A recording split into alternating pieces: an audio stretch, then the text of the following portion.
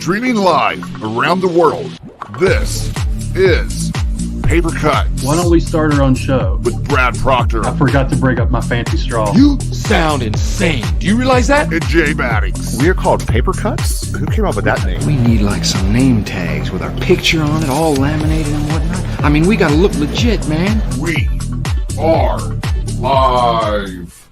Holy cow. Welcome to No Pants Saturday. Who's with me?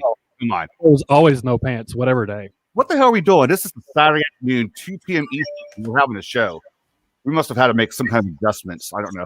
What's up, everyone? Jay Maddox here, Jay Maddox Entertainment, right over there. We put the right direction here. Get it. Going up 2 shows in a row now. Now Proctor from... I think that's the new record, right? 2 shows in a row. So speaking of which, why the hell are we doing a 2 p.m. Eastern on a Saturday afternoon show? What's this guy's fault down here? Where is he at? There he exactly. Is. So apparently we've made some sort of adjustment. This guy, he's in the future. He's overseas. He can tell us what's going on. So Gets bad. It's the rest of the day's rough, guys. Let me tell you. Oh, it's all downhill from here. We have the author of Tethered, Juniper, Tome, Milk Kisses, and Other Stories. Ooh, slid that in there. Only the Stains Remain. He has a story in the Far From Home anthology of adventure horror, which it didn't sit too well. and many other things floating around there. I'm just going to stop it right there because if I go through all of it, it'll be Tuesday before we know it. So give it up for Bram Stoker nominated author Ross Jeffery. Anyone clapping in the chat there? I'm applauding the introduction, Jay. You were well rehearsed there. That's the only thing he has to do, and he hits that on point every time. Yeah. My one job each week. So what's going on, Ross? It's been a while since I talked to you. I think last time I talked to you, we were talking about movies. Lots of changes since then. Yeah. Lots of changes. A little busy. I've been a little busy. I'm still a little busy. Tome was released and then went and got nominated for Stoker, which was pretty cool. Then I've been busy writing Only the Stains Remain, short story collection, which is kind of in the works as well. Milk Kisses and Other Stories. So it's full on, but I'm loving it. And then I've got a novel that is finished, but I'm just I can't really talk about it, but there's some stuff going on with that called Hostage. You're just teasing us with that one. I know, really. I am. Jay's desperate to read it because he's in it. Yeah. I wasn't going to tell anybody, so Jay's in one sentence and then he's dead. Well, I didn't know. I didn't know if big rock falls on him. I never knew if I got cut out or not, so I didn't want to bring it up again because I didn't want to know. But then you tease it by reading the first chapter over on Nightworm's channel, and it's pissed me off more, man. So you couldn't even read the chapter with me in it, Ross. I know. That's fine. I wanted the next chapter. I mean, just do the whole show. P.S. Jay's coming in the next chapter. Cliffhanger. Yeah. Oh, dirty tease at the end. Just have Jay waiting. All right. Well, so we're caught up. All right. It's been a good show, guys. Appreciate it. Thanks for coming, Ross. Man. I mean. He's out. He's out. So So how do you find time to juggle all these things you're doing right now and have a job and a home life? Just being really organized. But I'm not actually that organized. But I think COVID, we can't get away from that. But that when that happened, I had 15 months off. Well, not off work. I was working like reduced hours, so I'd have like 3 days a week where I'd be at home, and then kids would be doing homeschool, and then I'd kind of just squirrel myself away for a bit and write. And I think so during COVID, I wrote Juniper, Tethered, and Tome, and then kind of just started kind of planning other stuff. But like with my job, so I work for the homeless in Bristol, so I have a day off a week anyway, and that day is normally when my children are at school. So then I'd spend that whole day just writing. Everyone's out of the house, and it's quite cool. But kind of at the weekends, I don't do any writing really. I might jot down some notes and stuff, but like weekend is kind of family time. But it's got it's got a bit crazy recently. Lots of things going on and people asking for blurbs, which I love doing. So, if you need a blurb, reach out and I'll try and do it. But the future, lots of blurbs, reviews, and all that kind of stuff. But I'm loving it. It's pretty cool. So, do you think you would have written Tethered and Juniper and Tome that close together, that quick, if it wasn't for COVID? And I'm not trying to put a bright light on COVID at all. I'm just saying, do you think it contributed to getting those out there that quick?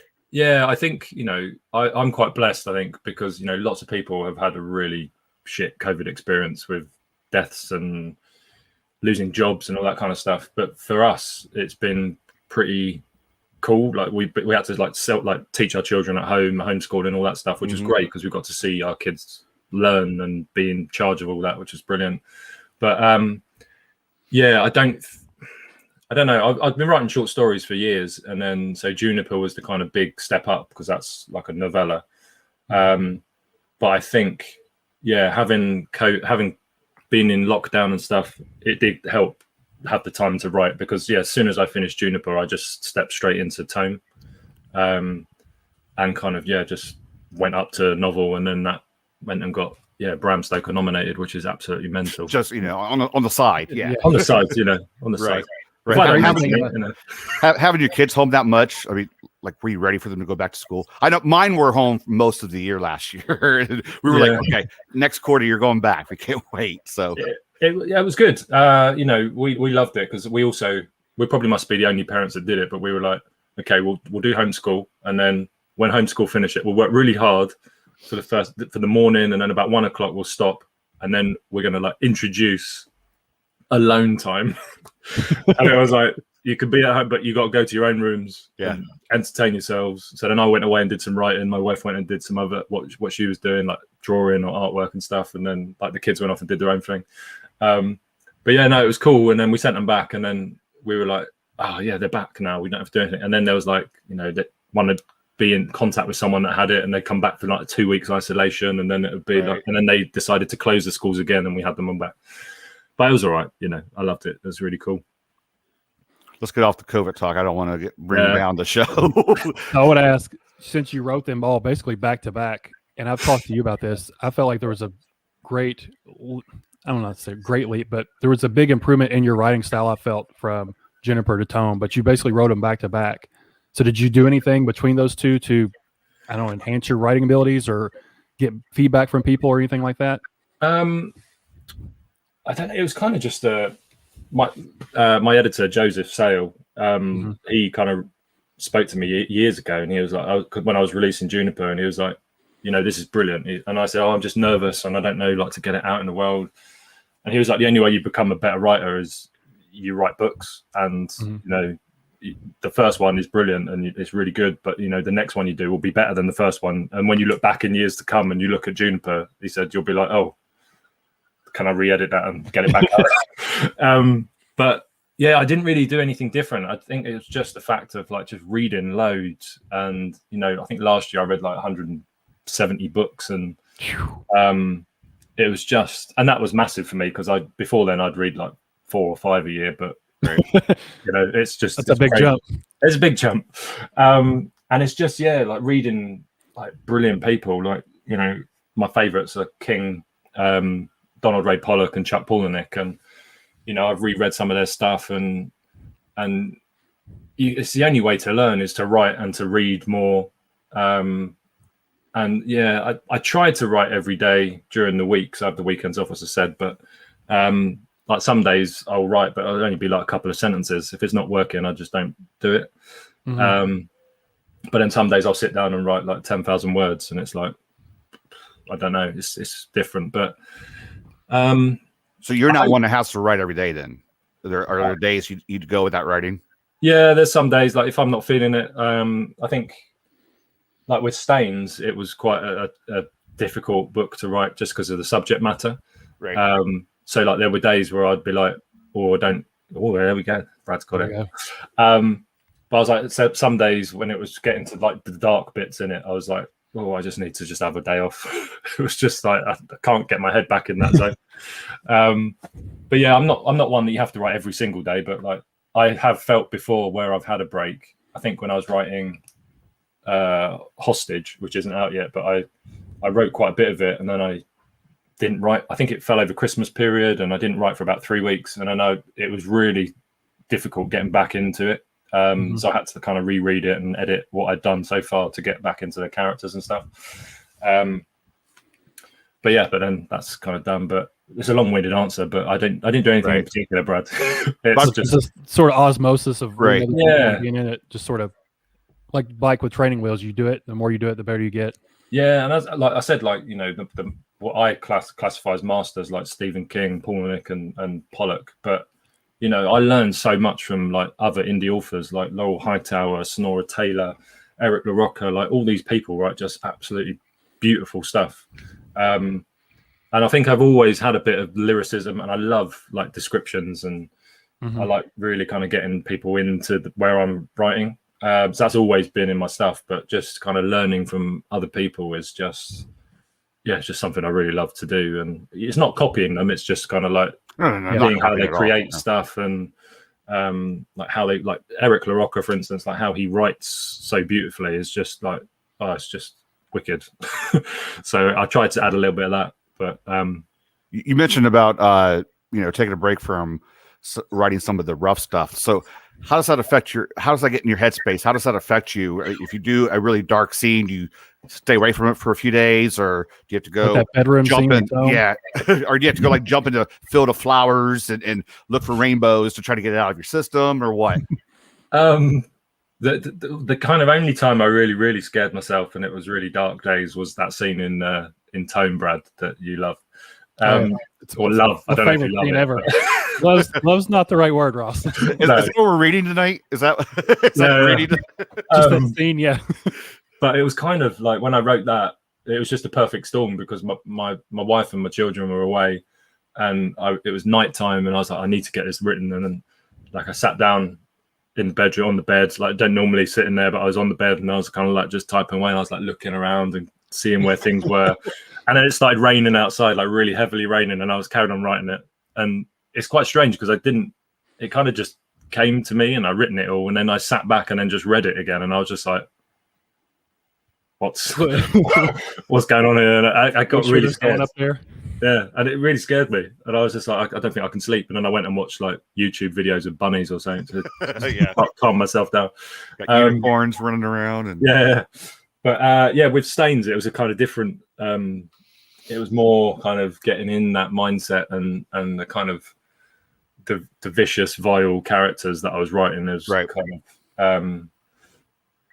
I would imagine like the content in Stains. I mean, that just seems like I could write the content that's in Tome, but stuff in Stains, that would really kill me, I think. I mean, I don't know if I would be able to be good enough to touch something like that. But the way you did it was almost genius, because I mean, I don't know how it affected you, and you could tell us how it affected you, but like for me reading it, like it wasn't sensationalized at all, and I was able to read it, because normally I don't read something like that, but I was able to actually read Stains.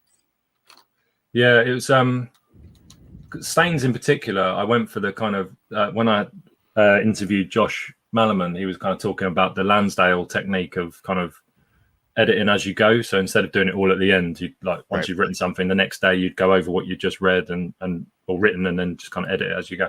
So I was doing that with Stains, and I didn't want to sensationalize anything, and like probably the first couple of drafts I did of it maybe had a bit too much. Like sometimes my wife says, like, Ross, you take us there, because she reads all my stuff, and she was like, you take us there and then you just hold us there, and then when you think it's almost over, she says, then you just punch us in the face as well. So she was like, just maybe take it back a bit, and then it would be, and I was like, okay. And then I kind of look at it and I'm like, oh yeah, I got you far enough, I don't need to go any further. But yeah, with that one, like there were bits that, and I wanted it to kind of be more the reader's imagination than me kind of just showing you everything. I wanted it to kind of be like, okay, this is going to lodge like the sound of a belt buckle hitting the floor. Like everyone can kind of picture that sound and know what it is. And then the kind of whatever happens after is kind of in your head. And I think there was a line I cut, which in that scene where it was kind of like this, the lamenting of springs from his brother's side of the room, and then I just took it out because it just gave too much that I didn't need to have in there. But mentally though, it was a challenging book just because it deals with kind of child abuse, but I don't show any of that. It's kind of all inferred and you kind of think about it. But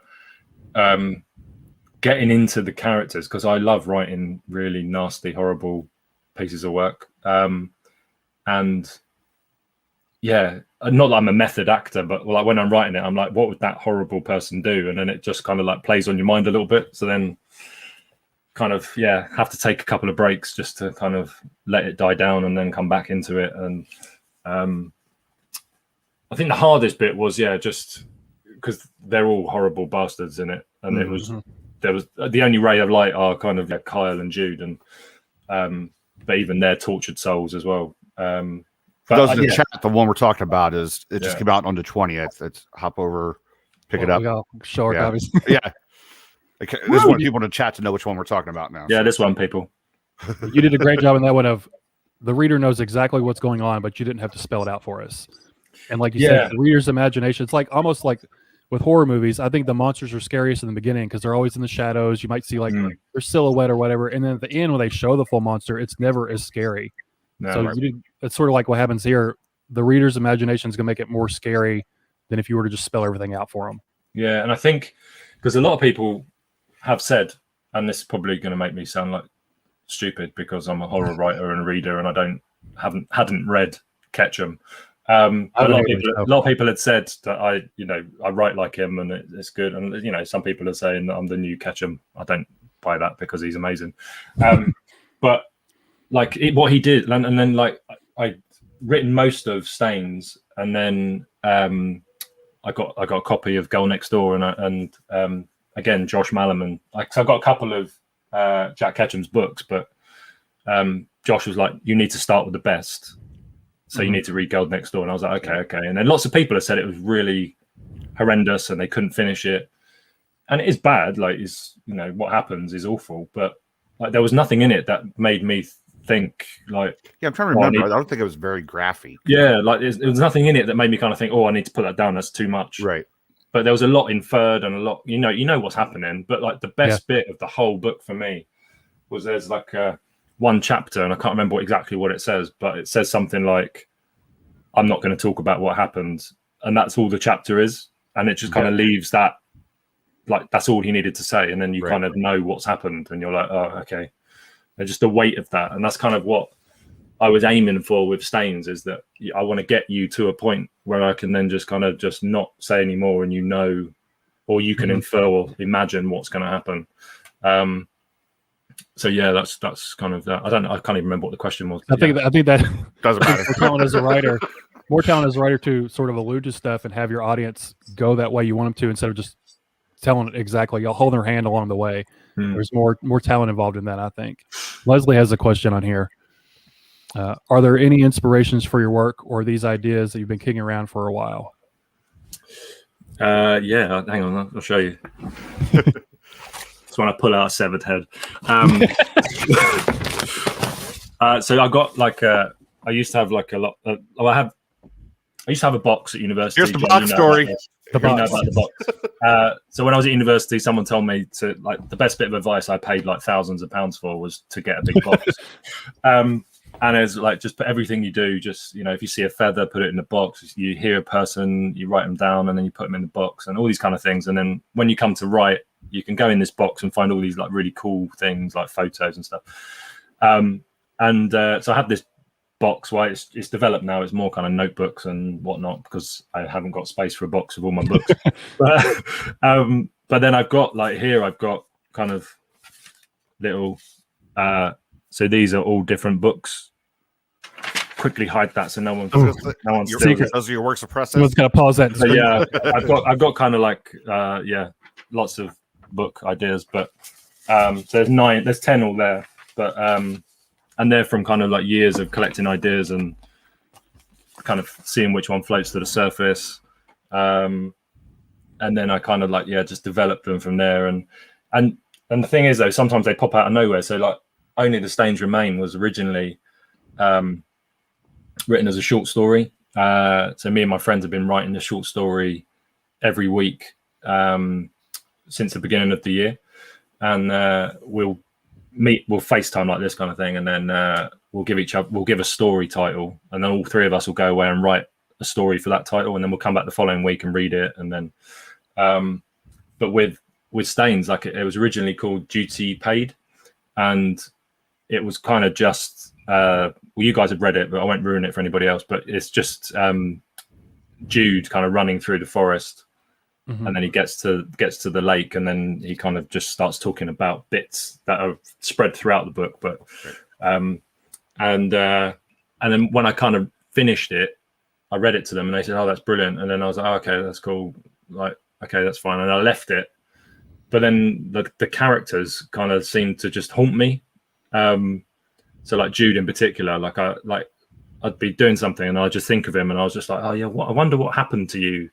Like to get you to this stage, and like what else happened. And so I just started jotting down some extra ideas, and then the whole kind of story evolved from that little short story, which was only like, I think it was 2,500 words.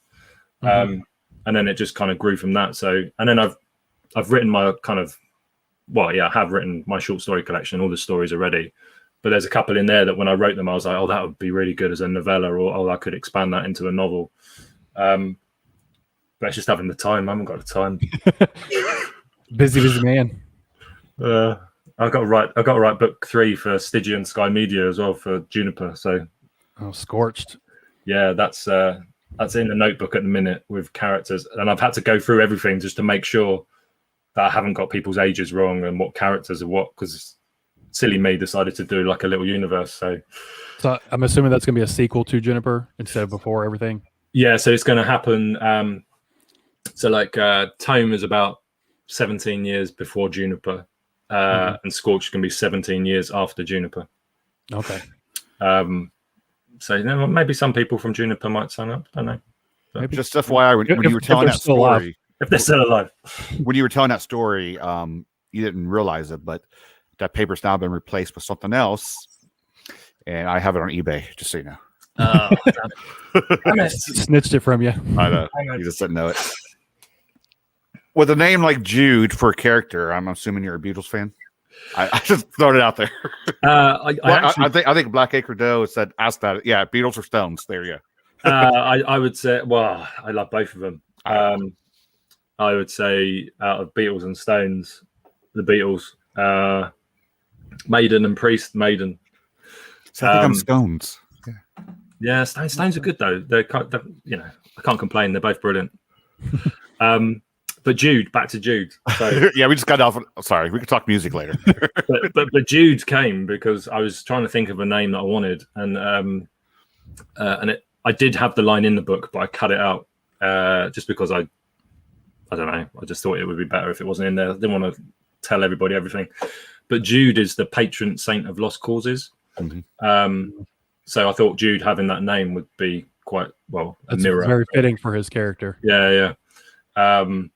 So, but I put I spoke with my editor Joseph, and we kind of discussed about having it in there because he's like, "Are you just telling us that because you want to tell us it?" And I was like, "Well, yeah, because that's what I called it." And he was like, "Maybe we just put it out, and then just people might know or might kind of guess that is that." I don't know if anyone has, but that's why it's called Jude. But, yeah. So people here in the comments buying your book. Oh, thank you very much. Monday. Oh, amazing people. Oh, Brian Boyer, he's halfway through. Yes, Brian. For someone to talk about brutal writing, it's Brian Boyer. Really? Yeah. Do you have a list of names that you could just pull from at any time for any of your stories? Normally, I feel like names would be hard to come up with. I don't know why, but just normally I use YouTubers. Quite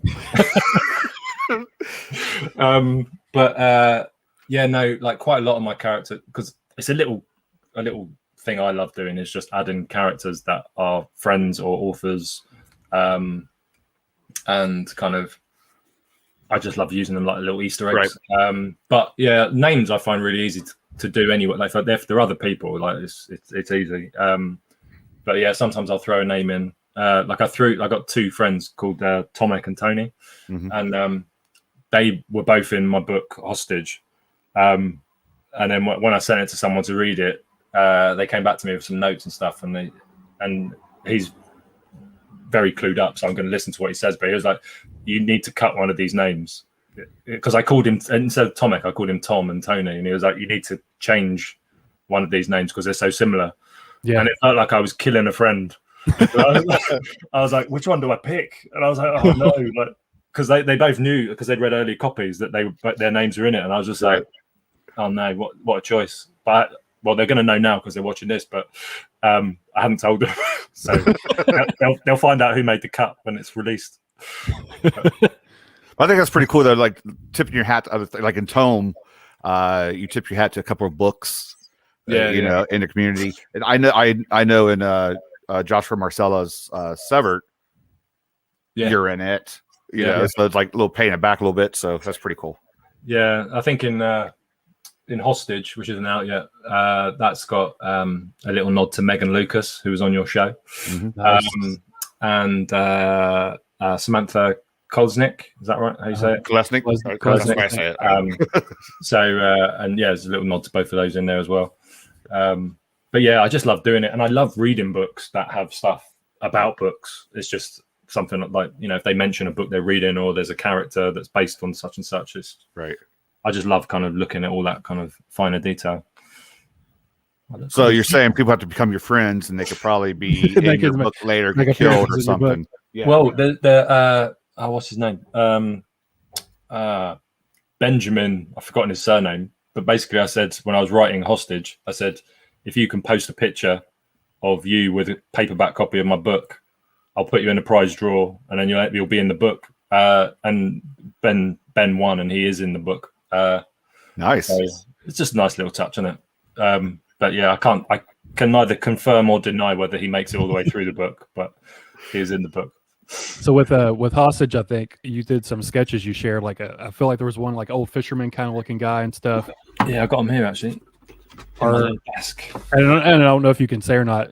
Or will there be any additions of that with those sketches in there? Because I think you did sketches for other books too. Yeah, so I did in your books.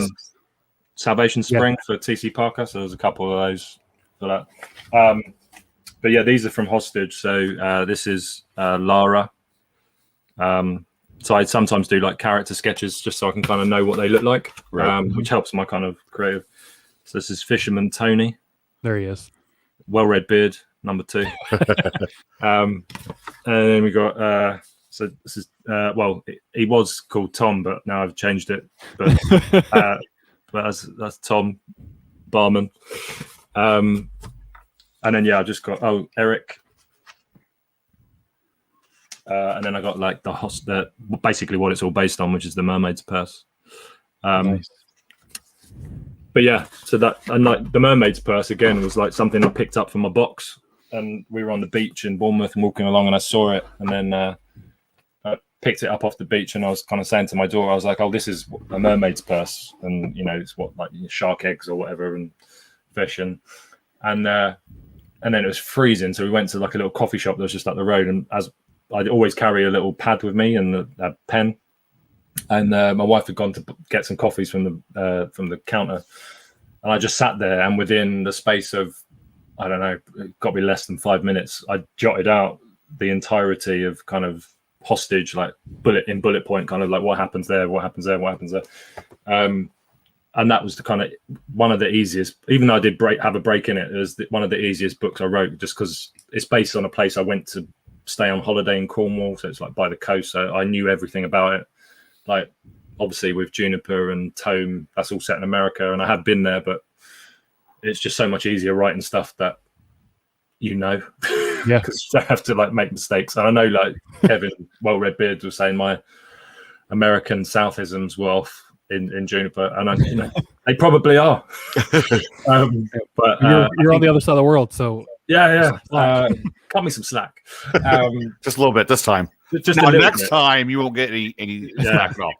So like with Tome, I brought in so Joseph Sale, my editor, still edited it, but then I brought in Editing Badger. Her name is on Twitter, Elle, and she kind of helped me with the American Southisms and kind of because I wanted the prison to be as real as it could be, and like obviously prisons here are completely different to what they are in the States. So I was just like, well, would this happen? Would you have one of these? And then she kind of helped, and it was brilliant because it helped with all of that and the kind of language and how Fleming talks and stuff. We kind of discussed how I wanted him to sound, and then she was like, "Oh, does this sound phonetically how it would sound and stuff?" But yeah, so I think that's kind of worked out a bit. Do you think that's like a common trap for writers, trying to create a dialect that's totally different than what they're used to? Yeah, I think it's strange because like in King's books, he does it all the time, doesn't he? Like he uses all these like strange ways someone says a word. And I'm also reading Boy's Life at the minute by Robert McCammon, and it, kind of in there, it also says the sentence, but then afterwards it's like, oh, and it sounded school came out as school, it's spelt differently, and I was like, oh, okay, so there's those ways of doing it, but I think I think there is the pull for English writers, and I'm just probably speaking about myself, but many others might feel it, but there is the pull for us to kind of write in America because horror is so big in America. Right. It is like all the films I watched as a kid were, all American horror films mainly. And like most of the books, horror books I've read are all American. And it's like, yeah, I'm going to write a book and I'm going to set it in America. It's like, oh yeah, but I hadn't thought about like how they talk and all the different words they use. And also like, yeah, Juniper and Tome are set in America, but I was pretty adamant on the fact I wasn't going to go for American spelling, which I know some people like. I think Chris from the basement was like, he uses these words. He spell it with one S, Rob. So I was like, you're not the only one, really. Like the word favorite is one I see all the time. There's always that U in there. I'm like, no, not for me. But there's some questions up here real quick. Let's see. Nick Spooky Noodles asks, what writing service do you use? He's thinking from switching to Word to Scrivener. I don't know. I guess that's what it's pronounced. I just use Microsoft Word. Bill Gates, if you're watching, send me some money. Give me some money. Yeah, sponsor this channel. Get some stock real quick. But yeah, so I use Word, but I have like a massive. It's like a 4 foot by 3 foot pinboard, which I have on the wall because I know Scrivener and stuff has like all these bits where you can like pull in threads and look up different characters and all that. I just have it all on a big pinboard in front of me. That looks like a crime scene because it's got all these little red tags. You got all the connect. You're like the guy. Like photos, news articles, like missing poster. But yeah, I normally just have it on a big board up here, and then I'll just type, and I kind of break it down. So I'll like. Well, Juniper was a learning curve because it was the first time I really planned anything. I didn't do it that well. But then like with Tome, like I broke down like on the board, it would have like chapter 1 and it would be like, okay, that's going to happen. Then I need to get to chapter 2. And then like, I'd have certain bits. And like with Juniper, there was the kind of twist, which I was trying to like plot throughout. So you could kind of like see where it would be. And like when I was writing, I'd know that that's where I want it to kind of happen. And, but yeah, no, I use fantastic twist too. Thank you very much. Yeah, it's a very good twist. Apples. But, apples. But yeah, no, like people are telling me, like I've got a friend called Dan Soul who's a writer as well, and like he uses all like various softwares and various things, and he's got like this little, I don't even know what it's called. It's about this big, and it's just got like a keypad on it, and it's got like just pixels for your letters, and like and it's got nothing else attached to it, no like internet, nothing else. So when he's working on it, that's all he can see. So there's no like going on the internet on your phone or like on your computer, something pops up and like distracts you and stuff. But he also uses like he'll record himself talking, and then he kind of like gets transcribed onto his computer. Mm-hmm. But like he'll walk around like walking his dogs and write like chapter after chapter, but just talking. He said it is good, but there's a lot of work he has to do afterwards because like he'll kind of go off on a tangent and be like, oh, actually, no, change that, put this back in, and then but I couldn't do that. Like I like the process of sitting down and just typing. I couldn't. Like I think it, but then as I'm thinking it, I think too fast to talk. Yeah. So it's like and you lose. Still hear some people like still write it out by hand, and then some people say Seaborn did that. Yeah. And then some people say that they do it on their smartphone, or they do a lot of writing. Was it Brian Boyer said that he just types it on his phone? So I mean, that'd be so. Every word would be misspelled for me. My thumbs. I'm like, you go back. It's like, what does this even mean? Yeah, like, did I just create a language here or what? It keeps on saying fudging. I don't know what that is. Like, that's not what I mean. Oh yeah, Mitch is in the chat there. He's saying Scrivener is too smart for him as well. Like, it's just, you need like a degree in it. Leslie's got a comment. There's a passage in Tome that made her wonder if that was where Scorch got its name. So while writing Tome, did you already have ideas for Scorch going on? I did, but I can't remember what the line is in that book. So, Leslie, let me know what the line is. Like I don't know. I don't remember, but I feel like it says scorched in there somewhere about how hot it was. It was scorching or something like that. That might be what she's talking about. Maybe. But I kind of knew. Oh, I can show you actually, because I don't know if I'm allowed to, but I'm going to show you anyway. I mean, you're the boss, so I'm the boss. Well, I don't know because Stygia and Sky Media might have me, but you're fired already. Yeah, fired already. Sorry, Ross. We'll find somebody else for you. That was really good time. Thank you. But if I can find it, hang on. Where is it? Favorites. So when I'm writing books, I like to, like, as soon as I have an idea, I like to design a cover. Mm-hmm. So I designed the cover for book 3 whilst I had just finished writing Tome. And obviously these are all being rebranded now with Stygian, so they're going to have different covers. So sorry to the guys that bought the other 2. Now they're going to have to buy it, like, if they want matching covers. You got matching ones. I don't know if this is going to come out well, but this was the cover for book 3. House on Flame. Yeah. And I don't know how much I can say, but another 2 previous ones. Yeah. That goes with. So that would go with the others. So they'd all look like the same format, basically. Yeah. You did those all in Canva, right? I did. I designed them all. I designed stains as well. So I was, Cemetery Gates were brilliant with this because they kind of saw it on Twitter and then got in contact with me and said, we're interested in this because I think it was around like Pit Mad or something like that. Oh, yeah. I'd never done it before, and I just put that. CJ, Pit Mad does work. It does. But stop it, Brad. But the thing is Pit Mad also doesn't work because like I had lots of agents like it, so I sent them stuff, and then none of them have got back to me at all. So I was just like, okay, it's fine. With that, are you scared at all to put anything on there that somebody might steal your idea? Not really. Has that happened? Or don't care? I think it doesn't. The work has to be like finished, doesn't it? So does it? I'm not really sure. I know you're pitching it to sort of agents and stuff, but I think it's like the manuscript has to be ready to go. So if someone did steal it, they'd have a good job trying to get it done before I got it out. But yeah, like they reached out to me and kind of said, like, we saw the cover, we really loved the cover. Could we read it? And so I sent it to them, and they kind of got back to me really quickly and said, we'd like to publish it.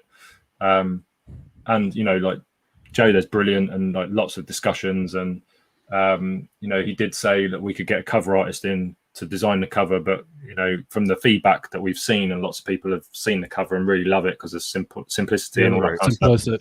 Mm-hmm. They said they could have made it textured like that. That would have been sweet if it was textured. Yeah, it would have been cool. Yeah. But damn, Amazon don't do that. What was it like to work with them? Because JUNIPER and Tome, and was Tethered self-pub as well? Or did so they're all self-pubbed. So what was it like working with a publisher? It's been really cool. Like they've been really open. They know that I also kind of format books as well. So, like I said, that because by the time I sent it out, I was ready to click like the publish now button. So for myself to publish it, so it was all ready to go. But I designed all the kind of inlays and everything as well. So I don't know if you can really pick it up, but all the kind of header pages look like distressed and stuff. So I designed all of that, and they were just brilliant. Like I sent it to them, then they kind of set it all up, and like I sent them the kind of formatted files, and then they sent me a copy to kind of proofread, and then and it's all stuff that kind of, when you're an indie writer doing it yourself, you have to do everything yourself. And like the promo for it was amazing because they just kind of said, let me know who you want me to send it to, and we'll get copies sent out to them. So like you guys and like loads of other YouTubers. And so normally I'm paying for those to get sent out. But like Cemetery Gates was just like, no, we'll send them it. That's fine. And, you know, you can send They believe in you. That's what it is. Yeah. And it's amazing. And that Bram Stoker nom now. He's Put that on every single thing and you got it. I got my little card here as well. The Bram Stoker like loyalty card. Nice. It's got one hole punched because I didn't win. You'll probably get more, or you'll get a trophy next time instead of a hole punch. Well, just a side question. We'll see. How pissed were you that you didn't win? No. You don't answer. You don't answer. You don't answer. Appropriate question. Come on. He knew I was going to ask that. I actually sent him a message that night and said, "You're still my hero." You're still the number one Ross Jeffery fan. Yeah, you guys reached out. It was very, very thoughtful. But yeah, I was pissed. Yeah. Hey, I told you we're going to be open here. Come on, Brad. And you know, who did win in that category? I don't even remember. EV Knight, the fourth whore. Fourth whore. Okay. But what I was most no, I won't say it. Actually, I can't. I don't want to. But that was nothing about the fellow nominees. That was something else. But moving swiftly on. Look what you've done, Jay. Yeah, you're getting me in trouble. Hey, look, we'll have Priscilla's got a question to segue.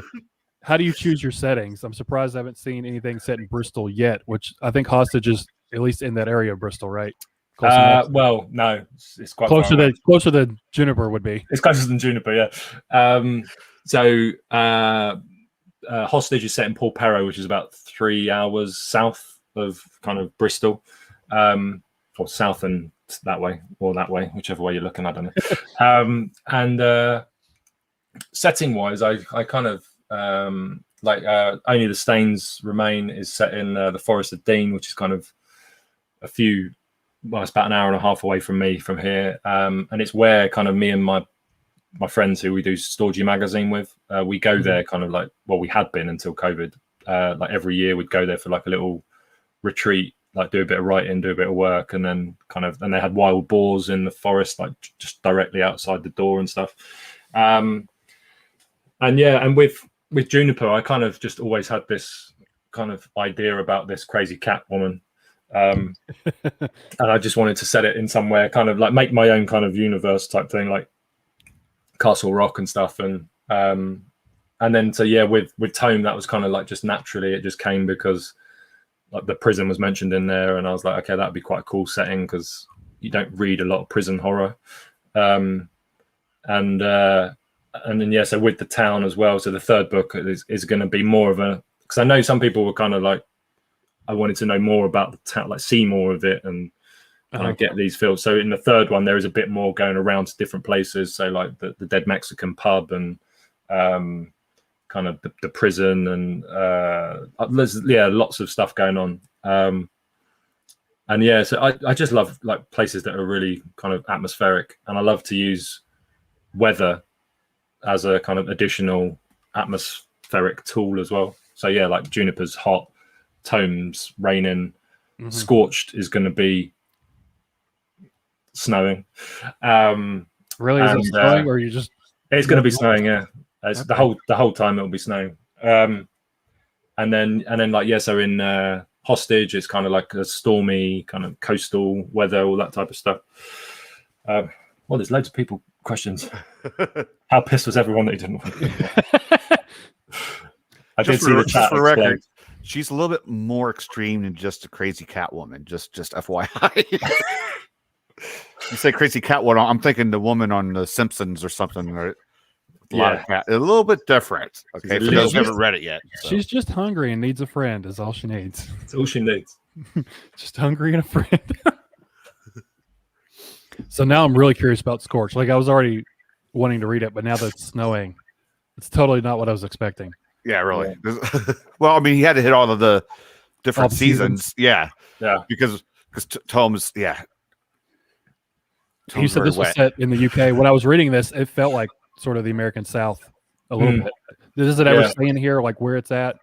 It does say. I think it says something about the Forest of Dean, but it's only like a line. But you know, people might have thought I was just making up a forest in America. But it's written kind of.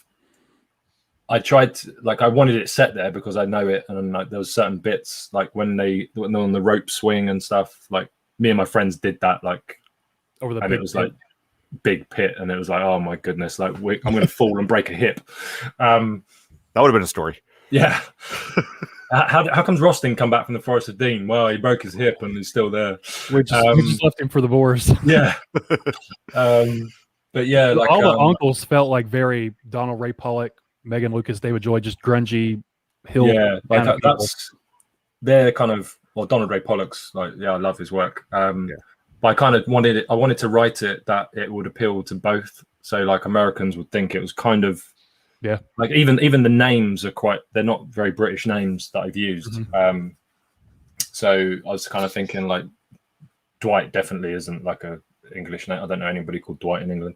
But I was just like, I wanted it to kind of be that, because people know me from kind of Juniper and Tome and stuff. So I didn't want to alienate them by going completely setting it in England with like Arthur and Mildred and or go on the night. That would have placed it probably. So, but yeah, so I kind of wrote it openly, and I don't really name much, and Americans love hunting and kind of camping out and stuff like that. Some do, yeah. But yeah, so I kind of it's a perfect blend, I think. Like I stayed true to what I wanted to do, which was write a horror set in England, but also you can kind of, if you don't know Forest of Dean and you're reading it, you could think it was in America. So it's sort of a setting agnostic a little bit, like it could be anywhere. Yeah. So I don't know if I've ever asked you this before. Why dark fiction and horror? I mean, do you think you could do another genre? I know Tethered's not really same lines as everything else, but why dark fiction and horror? I don't know. I kind of just write what I like. I've always loved horror since being little. Like, as soon as I got a TV in my room and a VCR, like I was in HMV. Well, look, I don't know if you have HMV where you are, but like just in the shop, getting a DVD, getting a CD, DVD. It's changed so much. What are those things are called? VHS, beta. But like just going into this shop and just like browsing like the kind of horror section, and then just like picking a film because of the cover. And like I think the first horror film I watched was American Werewolf in London, and probably watched it too young, and scared the life out of me, and I loved it. Like I loved the feeling of being scared. It doesn't happen that much anymore, right. Which that's still the best werewolf transformation scene, I think. Yeah, hands down. Like I don't even know why people bother. just stop. Just copy and paste it and put that in there. Yeah. Just that's happening. Cut and paste. It's all practical because now they do all CGI and it looks awful. The practical effects. So it was American horror films you watched when you were younger. Yeah, American horror films. I love The Exorcist. The book is even better than the film. It looks great. But yeah, like Exorcist, The Entity, Poltergeist, Evil Dead, kind of all of that stuff. Like if only they still made ones like those now, because like I lean towards the Korean made and Hispanic made horror films now, and there's so much more to it. But yeah, I remember those 70s and 80s American horror films. Yeah, like People Under the Stairs. And all that stuff. Yeah, it was brilliant. And it kind of, what I love about horror is that I watch it to be scared. Like, it's not like something I'm watching and I'm like, oh, if I get scared, that's good. Like I'm watching it to be like, and like the only film I've watched recently was what was it called? I've even forgotten it. It'll come to me. I'll get back to you. I can never remember what anything's called. Is it Josh Rubin? What did he do? No, director. How new is this movie? It's like last year. It was on Shudder and stuff, I think. I'm looking at it. Well, I should know then. Josh Grubin. Oh, is it Scare Me or? Yeah, Scare Me. Yeah. Not Josh Grubin. He's a singer. Just looked him up. Josh Rubin. Like Scare Me, like was absolutely brilliant. But they were just telling stories. That's what was great. Telling stories backwards and forwards, and I'm not going to spoil it, but there is like a thing that happens, and I was just like, bloody hell, that is proper scary. And it was the kind of scary that Stains is, which is like real people, like not a creepy monster, not something. It was just a real person thing, and I was just like, oh, that was really good, well done, like it was brilliant. I like him. He had a hand in the. There's a new one called Werewolves Within. Yeah, that one looks awesome. We watched it a couple weeks ago, and my wife actually liked it. She doesn't like horror at all, but I got her to watch that. And she enjoyed it, so it was comedy also. I would say it looks like a great mix of horror with comedy. But yeah, sorry, and then dark fiction is just kind of, it's just like one of the first big books I ever read. Well, big books, like I used to read like something called like Not Now Bernard, which was like a little like same sentence again and again. Yeah. But it was my dad's copy of Stephen King's It, and like I found it, and like he used to have like every Stephen King book when it came out, he'd get the first edition hardback and it'd be on his shelf, and it was Stephen King's It, and I sat down and I started reading it, and I took it out to my bedroom so they couldn't find me, and then I was just like, and I was like reading it, and I was just like, this is absolutely brilliant, and then like I got scared from it, and but yeah, like I can see myself writing stuff in kind of Donald Ray Pollock's kind of tone, and the gritty type, like I don't like to write, feel. I wouldn't kind of write like romance and stuff, or like happy stuff, because life's not happy. Nothing happy. Everything you've written so far has been like sort of the real life human horrors. Do you have any desire to write like a monster, a creature feature, or like a ghost story or anything? I would, like, I didn't realize until, and I said this on a podcast recently, but I didn't realize until I read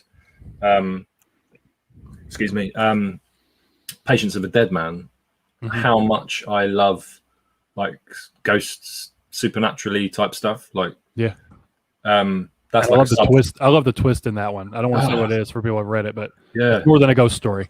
Yeah, it's just amazing, and like I just love kind of the whole. Like I don't believe in ghosts at all, but just the kind of how you can deal with it and show it, and kind of how you can just manipulate things. It's just really cool. What was the question? I completely went off topic. Since everything you've written has been sort of the real life human stuff. Yeah, I'd love to write like a creature feature, because I love kind of James Herbert's The Rats and Guy N. Smith and all his kind of stuff. And towards the end, you sort of got maybe cosmic horror, just a tad bit. Yeah, just a little bit. But yeah, like a creature feature would be cool. But I did have an idea about ants a while ago, but I was just like, they just stand on them. It's not that difficult, is it? I don't know. We get ants in our kitchen sometimes. Man, I hate those things. They just don't die. I don't know what it is. It's like insects, like ants, bugs, spiders. That's what you need to kill Jay's character off, is just have ants swarm over his body. Yeah, rats and mice and snakes and.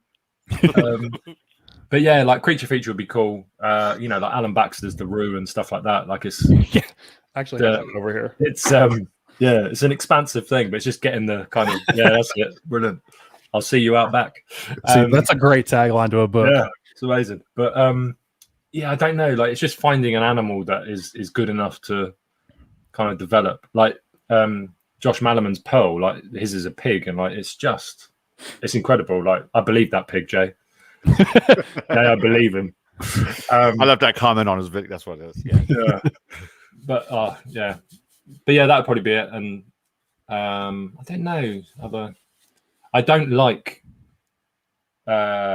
classic monster stuff. Like I don't like werewolf fiction. I don't like vampires really. I have read it and I like it, but nothing has been as good as kind of Let the Right One In for me. That's the best. So since you don't like those, would you ever want to tackle it yourself and put your own spin on it, like the way you would want to do it? Or you just don't want to touch it at all? I wouldn't even attempt. Like, like for me, like John Arthur Lindqvist, is I can't say his name. Like his vampire book in Let the Right One In for me is absolutely perfect. Like there are some books that you're just like, that's kind of the top. Like you can't get better than that. I just wouldn't tackle. And I did read like Villemay Mist's books, Vampires, because I've been sent them to kind of like review, and I enjoyed them. And like Bonnie Goodman's got a couple of tiny vampiric bits in his kind of Razor Blades in my head. Like there's a couple of stories. That short story was good. Yeah, and like the blood, is it Blood Heist? I think so. Blood Heist or Bloody Heist, one of those. Yeah, that one was. That was a good. That was a good twist on that. Yeah, because I think it's just because his ones were like dipping his toes in and coming back out to tell the story. Like I don't like, garlic and like steaks and all that stuff. Just like, come on.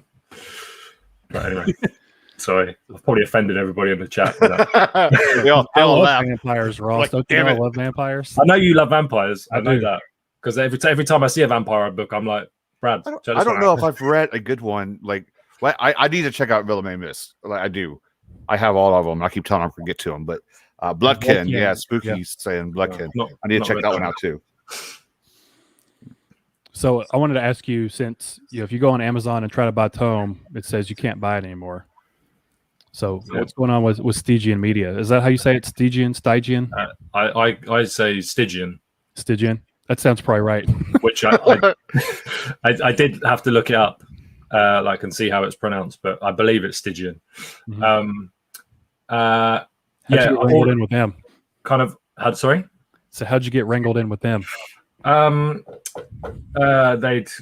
read Tome and Juniper, and they had been in discussions with me before the Stokers about stuff, and I was kind of like, well, let's just see what happens. Like I couldn't, once I was on the Stoker list, I was just like, I can't think of anything. Like I'm just like, my mind was full, and I was just like, I can't believe this is happening, because I was just like, it's just me sitting there writing.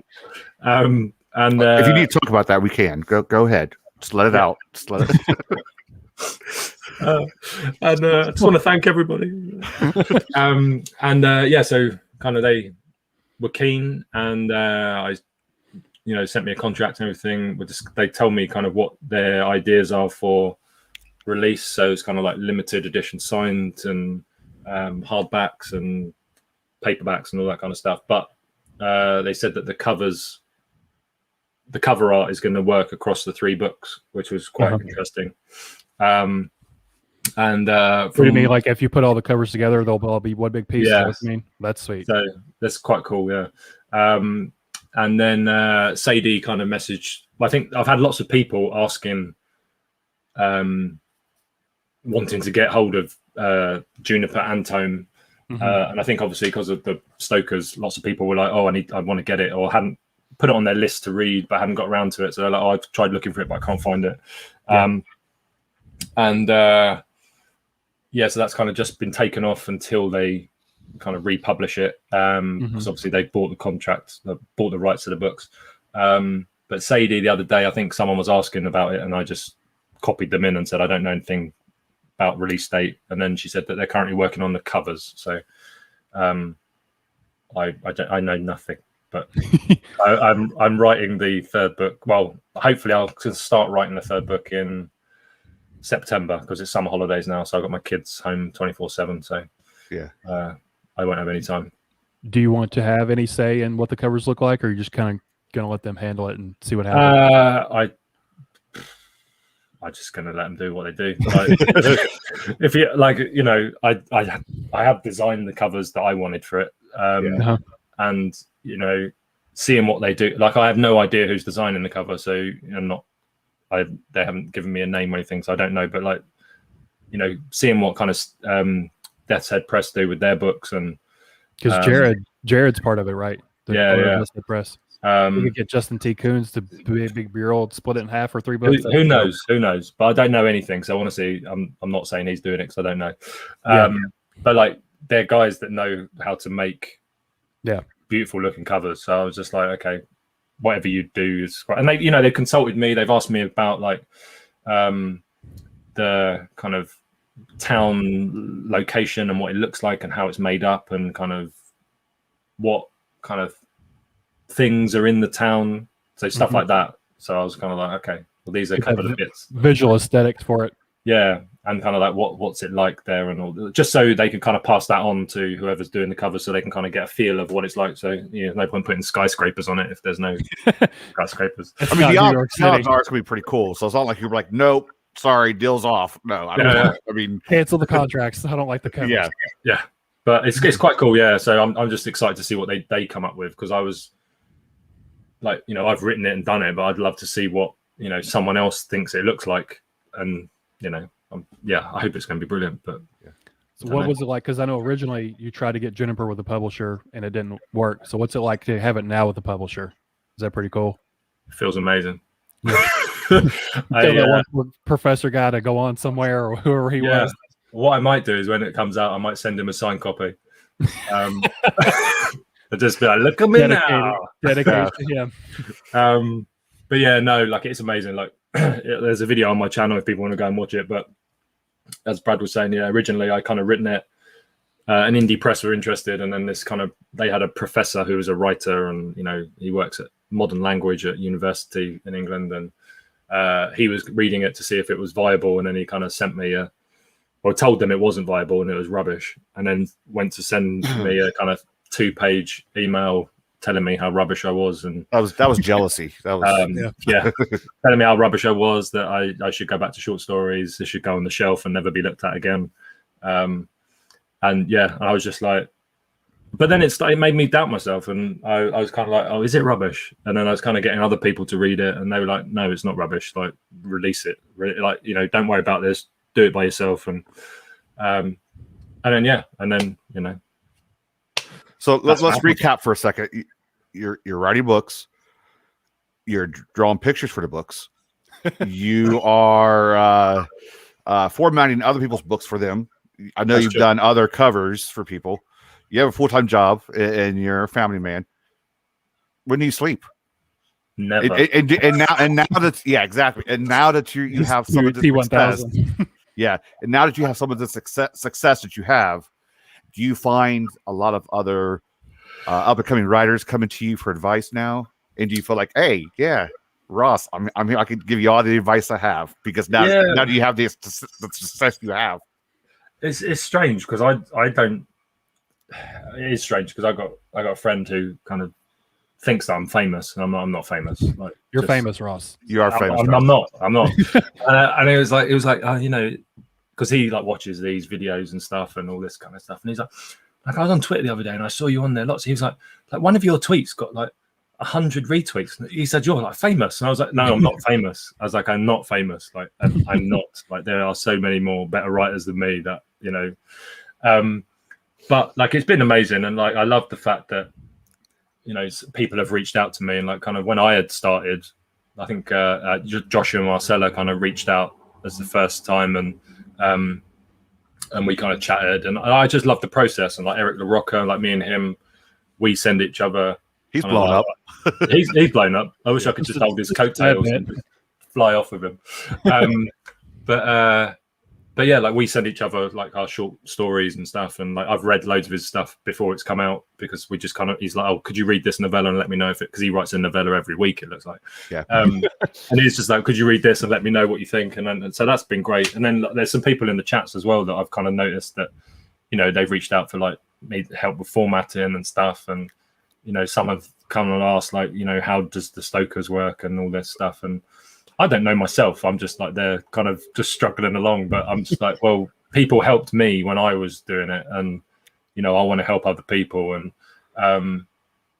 there's sometimes where I can't do stuff, and there's sometimes when I don't want to do stuff. Like I'm just because I am open and friendly and give a lot of time. There are times where I just can't do it, which pains me. But I'm just like, I can't take it on. And like Mitch Seaborn. Love the man, like he is absolutely brilliant, and I dropped the ball because he sent me The Things We Cannot Say to read and do a kind of blurb, and I put it on my Kindle, and I completely forgot because I was just so busy with everything, and it was on my Kindle, so I barely look at my Kindle, and then I was just like, and then I discovered it, and I was like, oh shit, like I dropped the He's ball. a nice guy. He probably forgave you. He did. I hope he did. But and then I kind of discovered it the other day. I was like, I'm reading it, and then put the review out and stuff. But that's a rarity that I forget someone. But like sometimes it's just so much coming in. And with Kindle, it's like out of sight, out of mind. It's not like you could see the physical book over there. It's just exactly. I just got one. I mean, a few months back. I think your book was the first one I downloaded. I think Tome was the first one I downloaded on Kindle because I was so set against it for the longest time. But yeah, no, like I don't really know what I'm doing, but if I can help anybody, I'm more than happy to help. And yeah, like I don't know, people say I'm successful, but I don't know. Like I've only done a couple of books. It's all sort of happened for you all in a relatively short amount of time, sort of whirlwind all of a sudden. Like I think I was on a podcast the other day, and they said like you kind of exploded onto the scene, and I was just like, I don't know. I just wrote a couple of books, and they're out. Like I don't like the limelight. I don't like, I can talk and stuff and do this. This is fine, but like I don't really like covet the kind of. Oh, I'm a writer now. Give me this attention. As a surprise, backstage, we weren't going to tell you about this, but Stephen, come on out, Stephen. Oh, Stephen. How you doing? I would just have a heart attack. I'd just be I know. Like, yeah, we would have been able to contain the excitement. We would have been like, okay, keep talking, Ross, because we got somebody. Keeping Stephen King backstage for an hour, just twiddling his thumbs. Just let him wait. Just let him wait. Yeah. Hey, you want to do a reading or you want to play a game first, Brad? Well, Ross can pick. Ross is the boss. Let's do a game. Let's put off the reading as long as we can. All right, let's see here. Let's see. This game it's really cheesy, and it's probably cheese really is our easy. middle name. Paper cheese cuts. Paper cheese cuts. So we're gonna play a game called What's It Called? What's it called? You guys have got too much time on your hands. So we'll see if this works. I tested it. It should work. So maybe. With I think I know where you're going with this. With you being in the UK and we're over here in America, so we're gonna play a game. What's it called? I'm gonna put some pictures up on screen. Yeah. And you tell us what it's called, what we call it here in America. And Jay's gonna play too. He didn't know. He's gonna see if he can guess what it's called in the UK. Okay. So let's see if we can get. So I've got to tell you what it is in America. Yeah. Yeah, you're gonna tell me don't mine. say what it I'll is. tell you yours. Yeah. So don't say what it's called over there. Just guess. I hope I know them, Jay. I've already lost. Yeah. So first one up. This one's a simple one to start out. What do we call that here in America? You call it soccer ball. Okay. Or soccer, whatever. Yeah. Whatever y'all call it. Whatever you guys call it. You call it wrong, version. but you call it soccer. Yeah. You call it football? Yeah. Right? Okay. All right, let's see. Next up. What do you call this in America? You call it a shopping cart. Ooh, good job. Nice. Yeah. Does it have a different name for in the UK? It does, yeah. It does. Cart shopping basket thing or need a big X across the screen. What's it called? A trolley, right? Shopping trolley? Yeah. Shopping trolley. Nice. All right, next up. What's this handsome looking chap wearing here? Oh. What, on his bottom half or his top half? On his top half.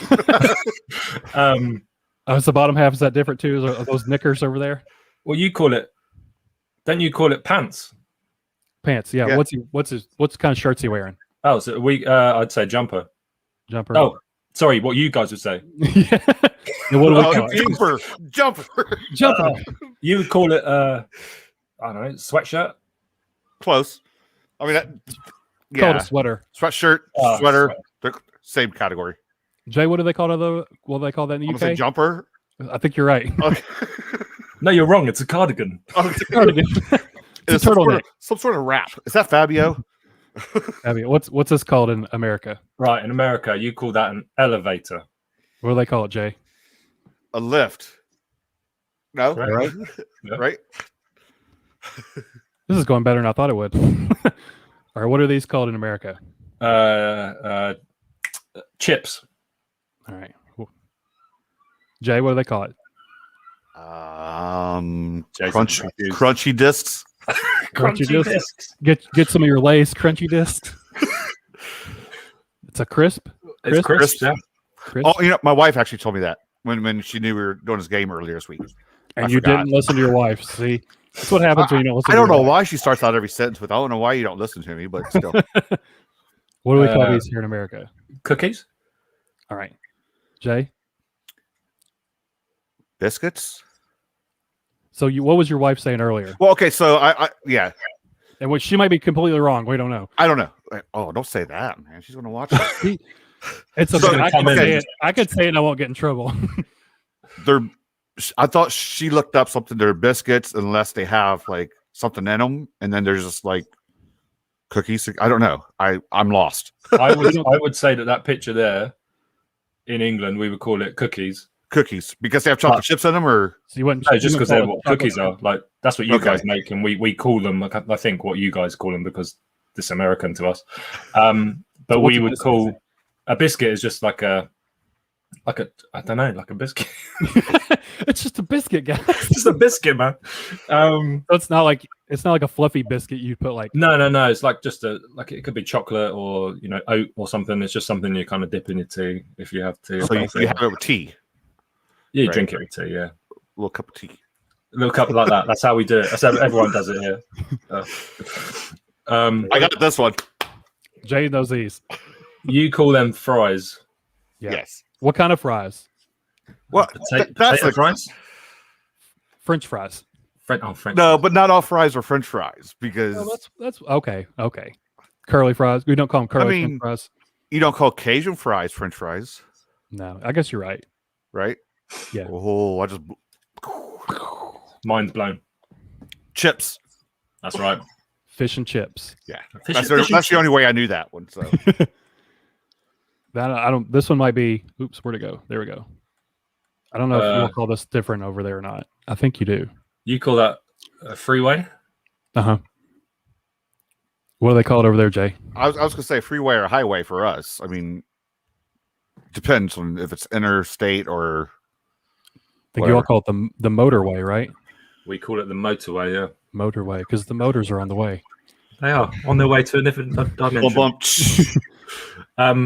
Oh, that one. I know that one because I spelt it wrong for ages in Tome. That's a flashlight. Yeah. Well, they call it. You don't call that a flashlight over there? No, No. of course you don't. We're A British. is it a lantern? A hand lantern? It's a lightsaber. No, just What is it? We call it a torch. torch. Oh, okay. See, torch over here is a stick with I fire know. on it. Yeah. Torch over here. You're like a doing, caveman. You're putting pipes together with a torch over here. A welding torch. Yeah. All right, what's the baby wearing? What's he having? Oh, you guys say diaper. How is that? This is. I thought we would give Ross more, but we're stumping Jay more. Than I we know. are A poop bag or We call it a poop bag. Ross. You hold your pinky up when you say it. Yeah. It's called a nappy here. Nappy. See, I've heard these words before. He just I'm doesn't old, know what they mean. Guys, I'm old, okay? All right, what's this called over here? Freight truck. Freight. I don't know. We'll go with that. Usually it's a semi truck, at least where I'm from, called a Oh, semi okay. truck. What's it called over there, Jay? Freight truck, Same thing, right? right? We would call it a lorry. Lori, yeah. Look at Jay's mind is just like Yeah. that might be the last one. Do we have any more? Oh, I think this is the last one. You call that the subway. All right, what's it called over there, Jay?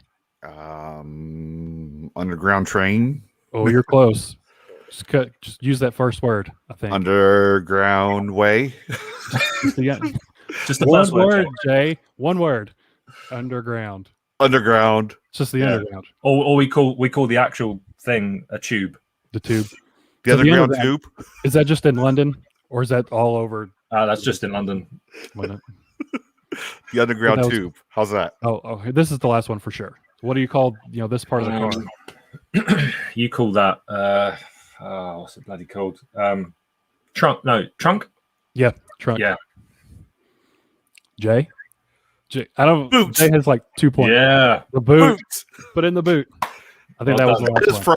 from National Lampoon's European Vacation. Oh, that was fun. That was a fun That's little a pretty cool game. game. Thanks for playing that stupid game with us. That's all right. Pleasure.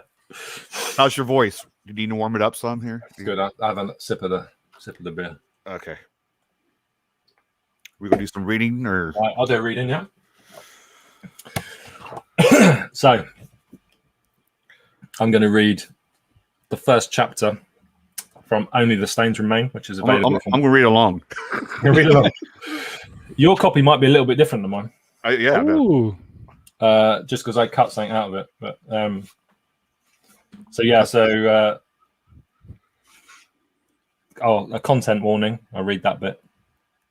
This book contains a subject of child abuse. That's it. That's content warning. Okay, so here we go. Part 1. Zips and belt buckles. In the summer of '82, I found out what it took to kill a child. I remember how the mosquitoes busied themselves finding our flesh in the long evenings of that shitty summer. How we'd wake squirming in our sheets, covered in raised welts and itchy skin. And how we'd lather ourselves each morning with homemade aloe vera balm as we stood incessantly scratching our bites at the kitchen counter, dressed in just our grubby, sweat-soaked pants. At night, the cows would serenade us with lowing from the fields just outside our open window. My brother Kyle and I would lie there exposed to the night and wide awake on top of our sheets, where the heat trapped within our stuffy bedroom made sleep an impossible dream to chase. We'd chase it nevertheless. But this particular night, back in the summer of '82, was the night my father and uncles decided to show me just what it took to kill a child. What I didn't realize at the time was that child was me. It's impossible to shake the memory of that night, the haunting reverie, a rotten tooth I can't stop tonguing. It's taken full possession of my mind, and once I start remembering, my mind runs away with itself, recalling the other nights that soon followed, and the days too, which became bleached with the same torment. To kill a child, I later found out, takes persistence. It's usually a drawn-out affair, though sometimes it can be quick. Most of the time it takes a number of achingly long days, weeks, months, or even years. I stumble from the tree line out of breath. I've been running for a long time now, and the vista of the lake appearing before me is a welcoming sight. My throat burns and I reach a hand up to comfort the ache, but as I make contact, I wince. It feels as though I've swallowed a thistle. I'd let out a whelp of pain, but my mouth is so dry my tongue sticks to the roof of my mouth like an old flip-flop gummed to melting tarmac. I shamble forward with ragged breaths and shoulder my rucksack. The things inside weigh heavy on me both physically and mentally. I drag myself down the embankment, letting gravity pull me towards the water's edge. Scanning the tree line, I cock my head to the side and listen, wait longingly for the sound of sweet release. But it remains tantalizingly aloof. My body aches to hear it, to feel the sense of unburdening it will bring. But all I hear is the delicate birdsong that reverberates through the trees. I'm almost at the water. I'd forgotten how beautiful it is here, an oasis of calm, only a few miles from the campsite where our childhoods were erased by calloused hands and cruel intentions. The trees that ring this lake wear their autumn leaves like bruises, brownish greens and yellows, oranges and plums. They remind me of the bruises that ring my wrists all those summers ago. I have an intimate knowledge of these woods. They quickly became mine and Kyle's sanctuary in that summer of '82. It was a place to escape to, a place to discover things, but above all else, it was a place to hide from the monsters that plagued us at night and disguised themselves as family. These forests kept some of our darkest confidences too, words uttered by brothers from tear-streaked faces and trembling lips. Those laments were buried over time beneath the loam and rotting fauna, left to rot in the dark passage of time. But those seeds buried so long ago now return often, and when I least expect them. The worst of them, the thing I saw in the barn. The sproutlings spread from that well of despair like Japanese knotweed, tendrils climbing hungrily for the surface, sifting through and dragging with them all those suppressed visions into the cold light of day. These weeds of the mind are as persistent as cancer and twice as deadly. They choke the life out of anything I dare to plant in that tainted soil, even dreams of a future and the desire to move on. I stand with the sun on my face, the gentle lapping of the lake a soft melody in my ears. I breathe in deeply, hold the breath in my aching chest, and absorb the enormity of this moment, waiting patiently for what is to come. A duck breaks the reeds nearby, spooked by something rustling in the undergrowth. I watch as its wings flap loudly, rippling the water as it takes flight. Its loud honking erupts the stillness of the moment. I pull my rucksack from my shoulder and lay it down on the ground next to the outcropping of boulders, which lie haphazardly around the lake's edge as if thrown there by a giant of long ago. I shuffle over to the water, drop to my knees, the sandy dirt and silt cushioning my fall. I've been running for hours. My face stings from errant branches and thorns that snag my flesh. I dip my head forward, lean over the water. The lake reflects a haunted man back at me. Sad eyes peer out from a gaunt and pallid face. I hate what they turn me into. I roll my sleeves up. My right arm shimmers in the sun like a fish's scales. Silvery scars mar the flesh in concentric circles, weaving their way up and around my arm from wrist to elbow. They're raised and puckered, smeared into each other in places where the skin melted and the blisters burst, the little atrocities decorating my flesh like melted candle wax. Each circle is a memory, each wound a stain, each stinking one of them a glowing hot ember held to the flesh to seal my silence, all a reminder of him. I punch a fist through the stranger's face that stares back at me from the water. I place my other hand in the water too and begin to rub at the blood on my knuckles and fingers. The water stings the open cuts, but I rub and I scrub their ruin from my flesh with all the intensity of Lady Macbeth, trying harder and harder to rid the flesh of their stain. I watch as the blood slips away into the eddying waters, poured down within the murkiness, sinking into the depths. Blood is thicker than water. I watch the ribbons of gore spin away from my hands. At long last, I've made things right, my duty paid, and our dirty little secret buried. But for how long this time? I cup my hands and lift the cold water to my mouth, quenching my ravenous thirst instantly. I take another handful and drink greedily. It's only on the third mouthful that I notice that the water has a pinkish hue to it. I spit out the mouthful of water and wipe the back of my hand across my mouth and crawl away from the water's edge. I lean back against one of the boulders and reach for my rucksack. I pull it across the ground and dump it on my lap, unfastening the clasps and pulling the drawstring open. I thrust my hand inside. I feel in the darkness around my collected assortments. I know it's in there somewhere. I don't dare look at the horrors contained within yet. I want to savor each moment when I'm good and ready. All in good time, I have to remind myself. Then my fingers find the sharp edges of what I'm looking for. I pull my hand from the satchel and dump the bag down next to me. I cross my legs in front and stare down at the Polaroid in my hands. There's a bloody thumb stain on the thick white band at the bottom. I lick my thumb and try to rub the smear away. It works. My fingers tremble as I hold the picture of us, the edges creased and marred with the passage of time, because the picture was taken back when we were kids, back when we were allowed to be kids, before that summer of '82 and the nightmares that followed in its wake, when we were forced to see the ugliness and the brutality of this life all too soon. The summer when I found out what it took to kill a child. Ouch. That's chapter 1 from The Only the Stains Remain, which is available now. Came out July 20th. From Cemetery Gates Media. Cemetery Gates Media. Yes. So that's a killer, no pun intended, opening line. Did you come up with that? Like, was that original, like as you're writing through, or that come later on and you put it in, or? That was the first line I wrote in the whole thing. It was in my notebook as that. It was like that because I like to have an opening line that I can remember, and that people can remember, and it sets the tone. So I think it was Richard Thomas that I was talking to kind of said like first line in a book needs to be kind of going somewhere. And I think he said the gunslinger was like his favorite opening line. He said that opening line is his favorite one. But yeah, it's I love it. Like I like to have good opening line in all my work. And I feel like in a lot of the reviews I've seen for it, they've all basically mentioned that opening line, like catching them right off the bat, pulling them in and keeping them for the whole time. Because it's also quite good to kind of like, these I think beta readers and stuff, like because I sent the first chapter to Eric LaRocca and I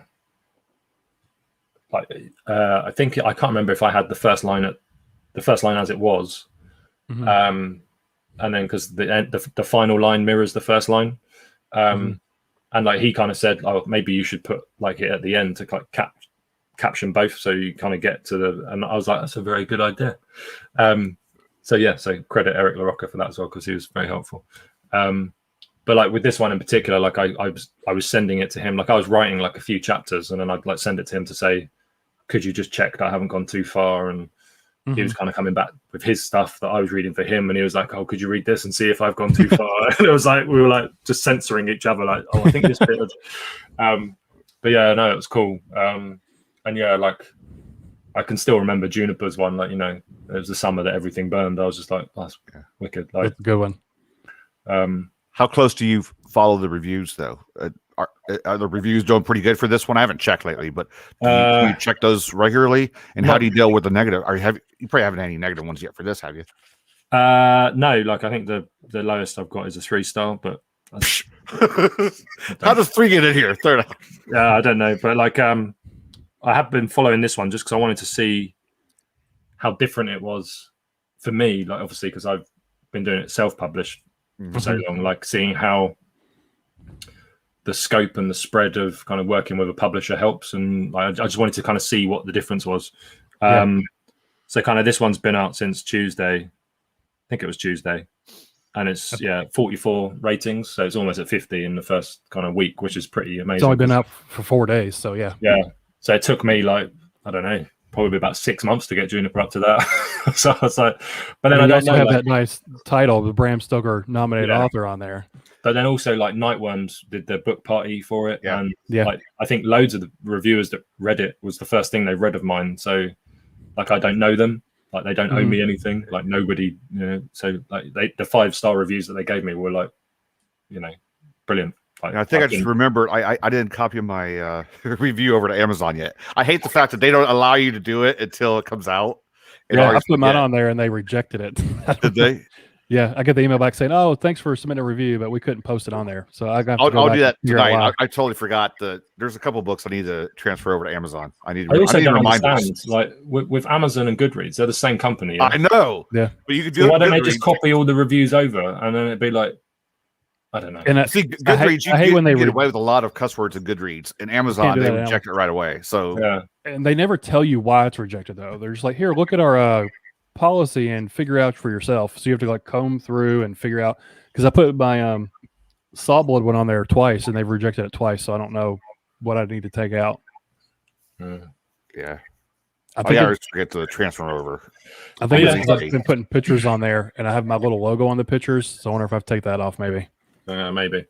But yeah, like reviews, I kind of like just take them as they are. Like I'm a reviewer as well, and it's brilliant if a book's doing well. Like I like it, but and you know, like most of my books, you know, I think Juniper's the only one that's got like, I don't know, like over 100 reviews. Like that's crazy reviews for me. I'm like 100 reviews, like big time. But like, you know, Eric LaRocca's got like on his new book like 2,000 something. I'm just like, what? Yeah. But like, and then he's also sold another like, I don't know, 10 million copies. They've sold like 10,000 copies last time I saw they posted that. It's crazy stuff. And you know, like, I'm sure Eric won't mind me mentioning this, and if he does, I'm sorry. But like, we sometimes like converse with each other about kind of, you know, how difficult it is being a writer and kind of dealing with criticism and stuff like that. And, you know, and we both look after each other. And, you know, I've had people criticize my stuff and I've gone to Eric and been like, oh, I'm having a down day today because of this. And you know, like, I can't remember what it was. And I know it's probably bang out of order for this person to have done it, but excuse me, I know they slammed kind of I think they were drunk at the time, but they slammed the reviewer because they got a 4.5. Oh yeah. It's I know who you're talking about. I can't remember who it was. Laura Hugh or something like that. I don't think that's her name. Yeah. But I know. And she kind of like slammed the reviewer and was like, you know, you guys have the balls. You need to like just give me a 5-star. Like, why are you hiding behind a 4 point? And you know, and everyone went mental because it was like, well, That's a really good review. Don't tell us how to review your work, and you saying you deserve the 5, whatever. But then I didn't agree with the dogpiling that happened, and they went and tanked her book. Yeah, and it's like that's someone's work, and I know she was an idiot. But she came out and apologized, and I don't know, I don't get into all that politics stuff, but I was just like looking at it happen, and then like just seeing people going, "I'll go over here and do this," and give her a 1-star rating. Like people haven't even read the book. Yeah. And I hate that when they say they didn't read it and they give you I didn't read it 1 star, or I didn't finish it 1 star. It's like, well, if you didn't finish it, how can you judge it? Yeah.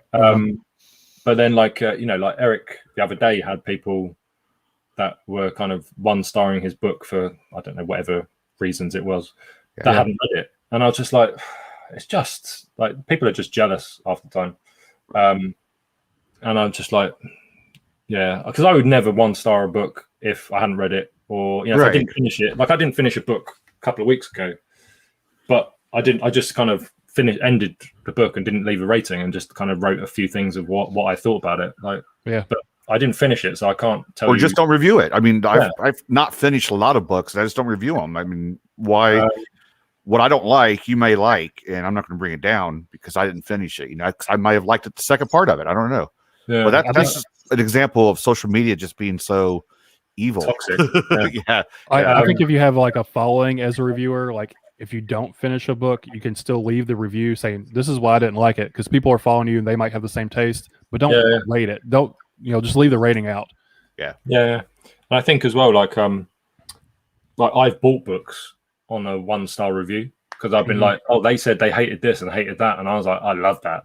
I'm going to get that book. Well, there's a perfect example. It's called The Wolf and the Watchman by Nicholas Knockockdog, I think. It's like a historical fiction, like murder mystery kind of thing.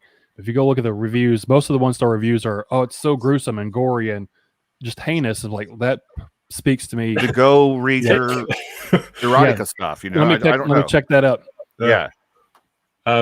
But no, it's strange, and fortunately, I haven't had that many bad reviews. Like, I think I got one 1-star review on Juniper. I had a couple on Tethered, but I think people have bought the book thinking it's like some type of like romance book, like because it's something like that's Tethered. not. And then they read it and they're like, "Oh, this isn't what I thought it was." But then they just leave like 1 star, and I'm just like, "Oh, at least tell me why." Right. That's always been my thing too. Like, if you don't like a book, that's fine. If you're going to rate it low, but have a reason why. Don't say this sucked. Yeah. I don't know why you don't like it. I mean, it sucked. Well, what sucked about it? What didn't sit with you? And I don't know. Maybe just because I review books too, I get irritated when someone just says this totally sucked. Don't read it. Give me a reason why. Because I've had a few stinkers. I mean, I've had a few videos where I didn't like a book, but I gave you reasons why I didn't like it. So, it's the same the other way around too. They'll just say 5 stars. It's amazing. Yeah. It's so great. Why is it amazing? Why is it great? And why do I need to read it? But also, like when reviewers get personal, I'm like, but this is as an author. Like, I'm like, there's no need to get personal. Like, I don't. There's no need to attack anybody or. Like, I think Eric had someone comment on his book, on his latest thing. Things have gotten worse, saying like, have you checked out his like profile? He's quite clearly like looking like this, and I was like, and that's why you gave him 1 star. Like, come on, like. But anyway, I don't know. So what got you? That social media just. What got you into doing a booktube channel and reviewing? Since you were busy with everything else, what made you want to? I wasn't busy enough. Even more of your time. I wasn't busy enough, and you've cost me a lot of money, by the way. Well, sorry. You and Brad both. Yeah, because I used to. Well, I still do. Like, I do reviews for like Storgy magazine. I've done that for like 5 years, and then I was kind of thinking to myself, like, I wanted to kind of. I thought doing a booktube would be less work. Nope, because I wouldn't have to write the review. And then I was like, well, actually, no, I'm going to need to write the review to read the review. And then I've got to upload it and then do all the videos and find the time for that. But again, it was during lockdown, and I was like, I've got extra time. Like I followed kind of like, I think it was you, Brad, and I think Kevin, Well Red Beard. I think they were the only 2, and Nightworms, I think, were the only ones I kind of followed originally. Sorry, Jay. That's fine, no. I'm used to it. But like, I was kind of like... Jay's used to being left out on his own show while he's on the show. Yeah. Ask Laura Hightower who show this is. Yeah. Brad, your electric going. I can't quite see you. Power's gonna go off and turn back on. But yeah, like I just thought it was something cool to do. Like I'd write the reviews and they go on kind of Storgy, but I was thinking actually I could probably reach a wider audience for people's books if I did a YouTube channel. I kind of looked up like how you did it. Like I do mine on my phone. I don't know how you guys do yours. Yeah, I film everything on my phone. Yeah. So when it works. I did it on my phone, and I was like, oh, it's easy. And then I've got like the editing stuff on there, and you can just upload it straight away. And then I started doing it, and I was like, oh, this is really cool. Really enjoy it. And I was really enjoying it until I had to go back to work, and then obviously fitting in with writing and reading and reviewing, and but I'm still trying to get them out when I can, but not as quickly as I'd like. Like I still do my monthly wrap up and stuff, and I'll try kind of. Well, my reading's been rubbish this month, but I'll kind of cherry pick which ones I will put on the channel. Like before, I used to do all of them, every book I read, but I've decided that I'm going to start kind of cherry picking which ones out of, because I've only got a certain amount of time, and I'll just be like, okay, this is the one I'm going to put up today, and this is the one I'm going to do, and those other 6 I'll just still review on Goodreads and stuff, but I won't do a video. Yeah. But they'll all feature in the end of the month thing, like which books I read, and I'll give a little spiel. But yeah, it's pretty cool. Like I really enjoy it.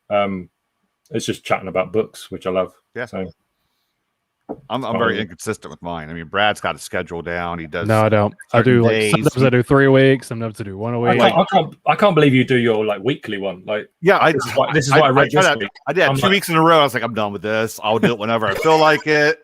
That's honestly the easiest one to do. Yeah, but I'd still be reading the same book for like 3 of those. Exactly. This is what I'm reading this week. Kevin's this one. like, I'm book 2. All these this week. Yeah, really. I'm book 2 slowest reader. So my wrap up for 3 weeks in a row. I'm still reading Only the Stains Remain. I'm on page 53. Think of all that exposure. I know. I mean, that's it. Just, if I talk about the same book every week, that's great. People are getting that ingrained. And I didn't realize like Tuesday was for tags. Tag Tuesday, Tag Thursday or something. I didn't know there were so many rules to it. Yeah, I don't. Although I am a booktuber person thing, one of us. Like I don't do much of the kind of social interaction with other bits. Like I don't get the book tags. Like someone tagged me in something, and I was like, oh, I don't even know what I do. Tag you every time now, just every video. Like, all your little videos that come up with the little cover of the book here or whatever. I'm like, I don't know how to do that. So I'm just like, this is where the book is. I haven't got the book.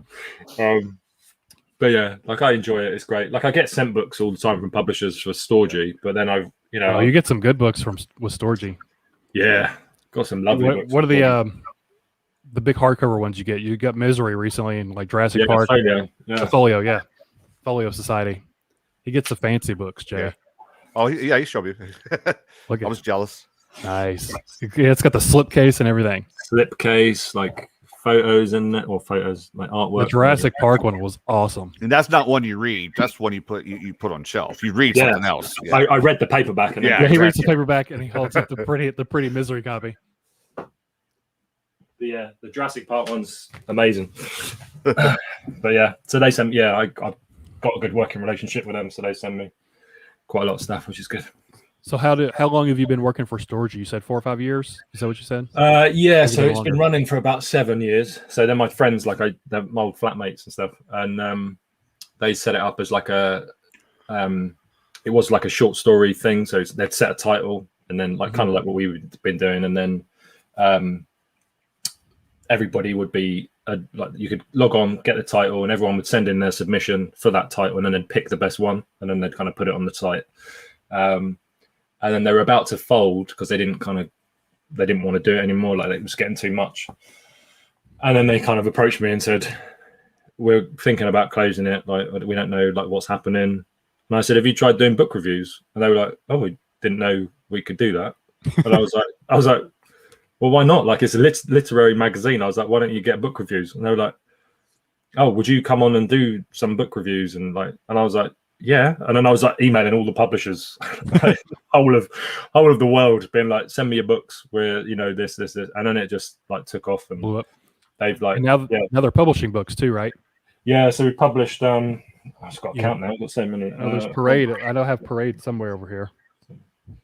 Yeah, I think we published 9 books. Yeah, Parade, Paint Sluts, This Ragged Wastrel Thing. That's a great title. Yeah. Hopeful Monsters. That's like kind of set in Minnesota. It's like short story collection by an American author, Roger McKnight. And then we did. This is my favorite one. Shallow Creek. That's a cool title too. So it's kind of all short stories set in a fictitious town. But it was a competition, so we would they'd sign up for it, and we would give them a character, a location in the town, and an item, and then they wrote it. But that's a cool. I like that. That's a cool idea. Yeah, it was brilliant, and it was kind of.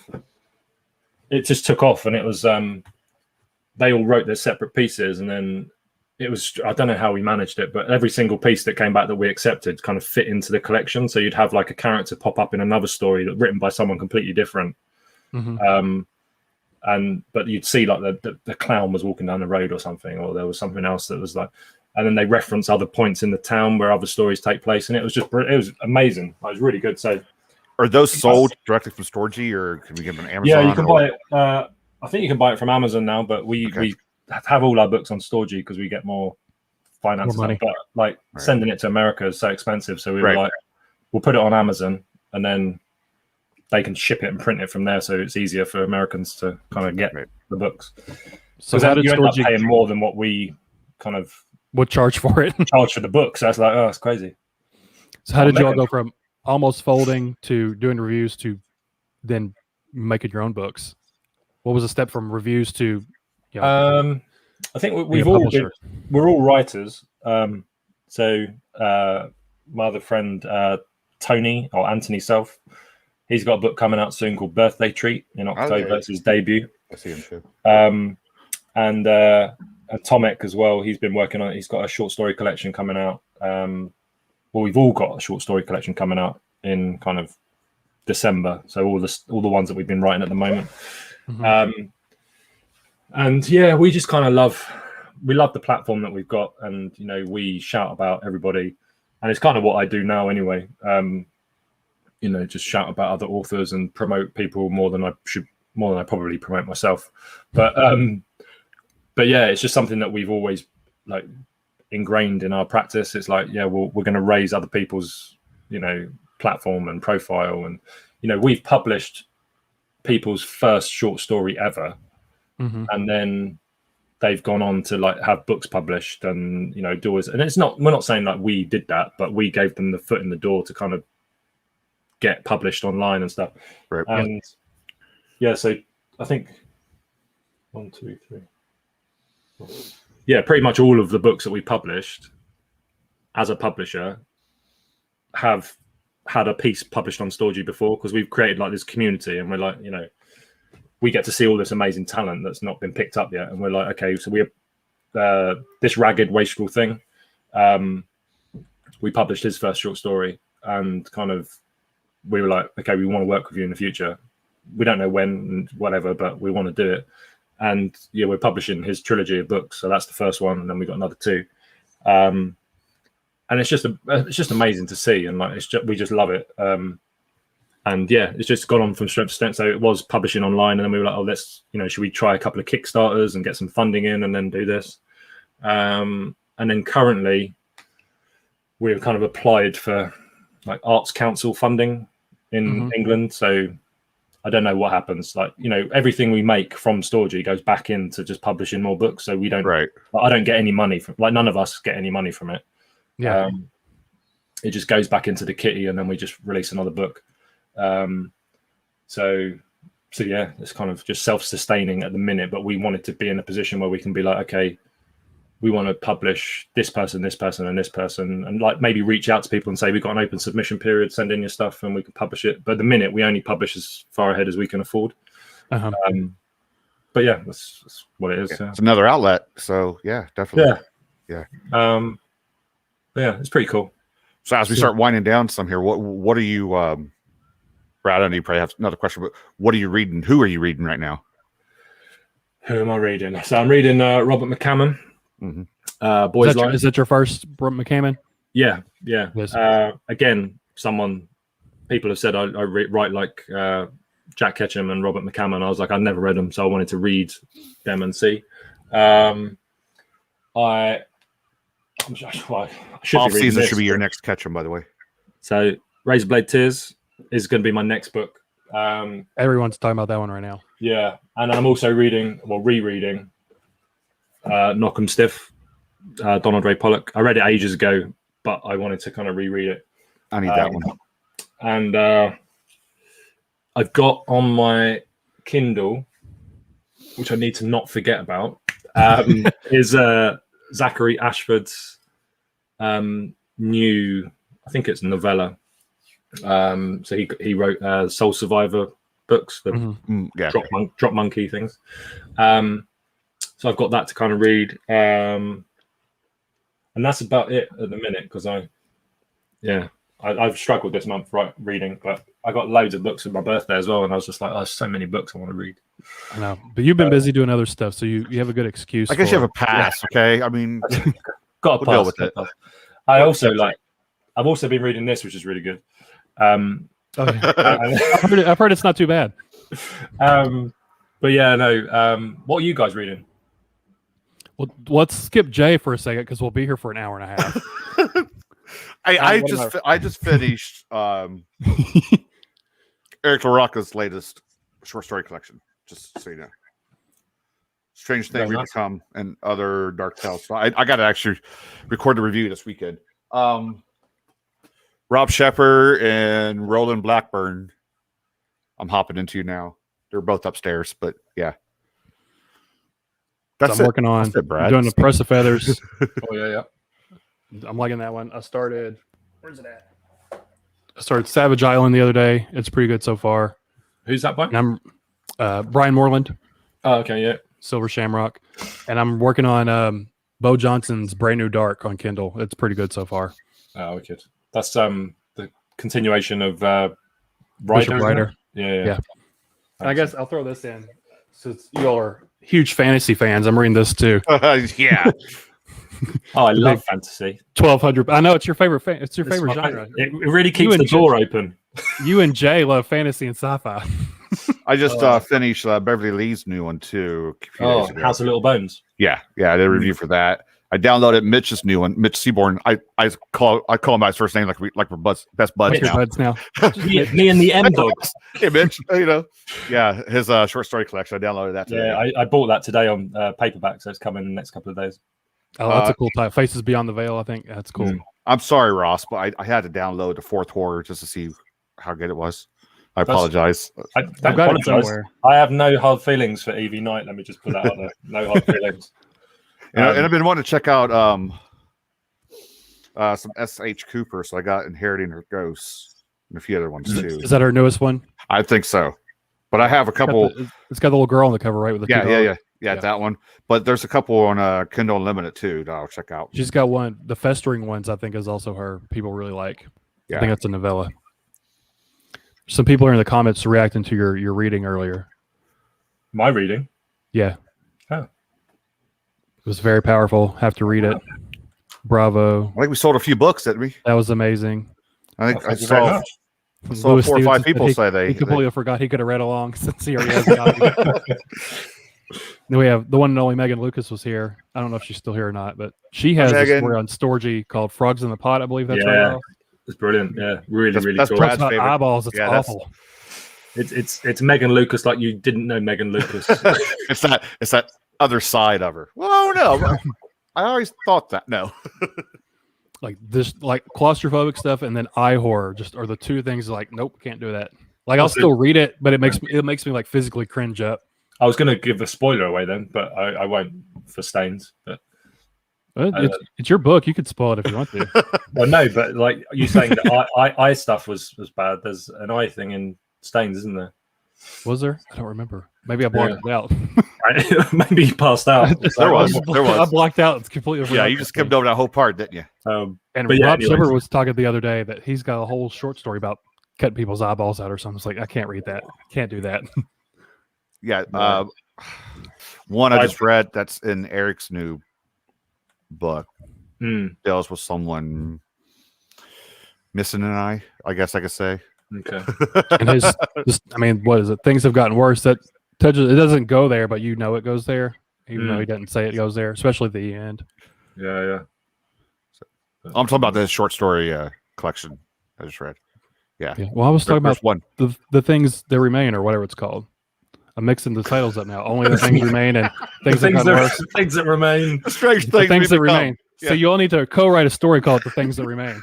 I think you mixed up Mitch's book, my book, and Did I? Eric's I book. think so. Just put everybody There together. you go. It's one of those mashups to do with music. Easy to do books now.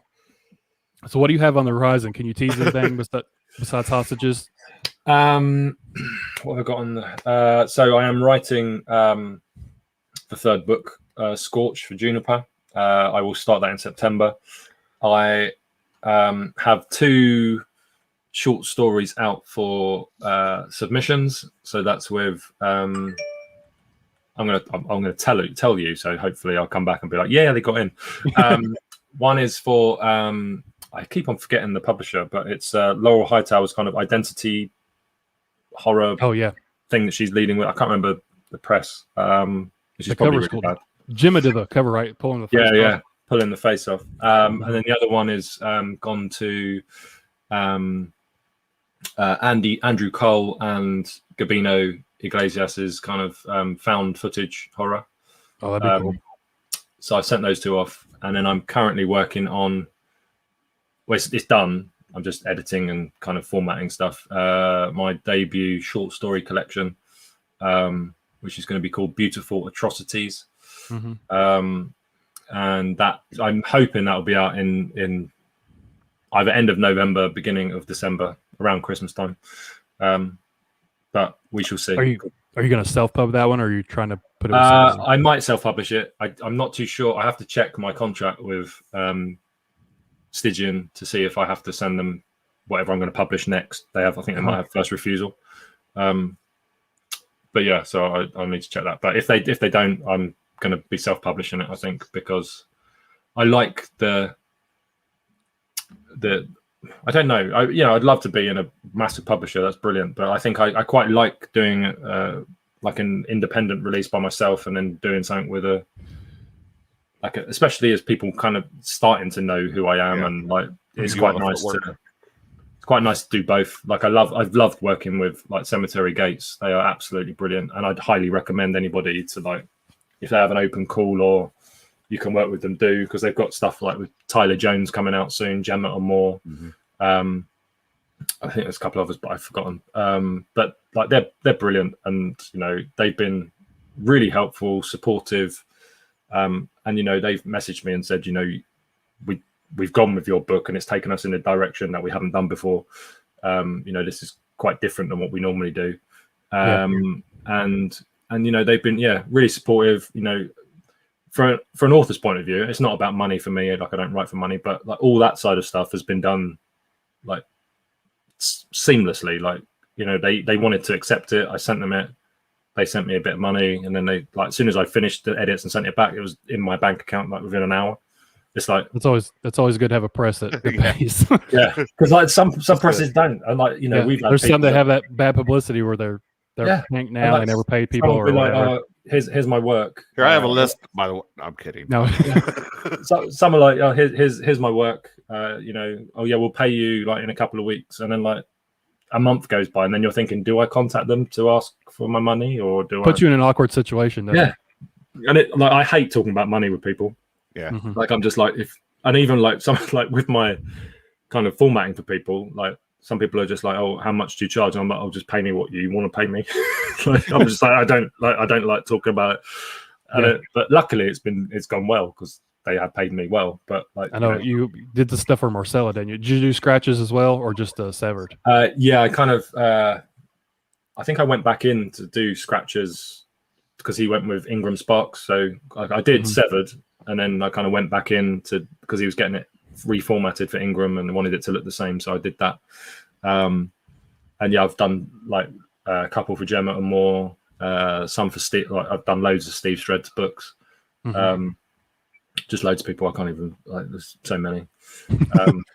You're so popular. You've done so many books. Can't even remember. so many. But yeah, it's been good. Like that's something I've like kind of picked up and learned along the way by doing it myself.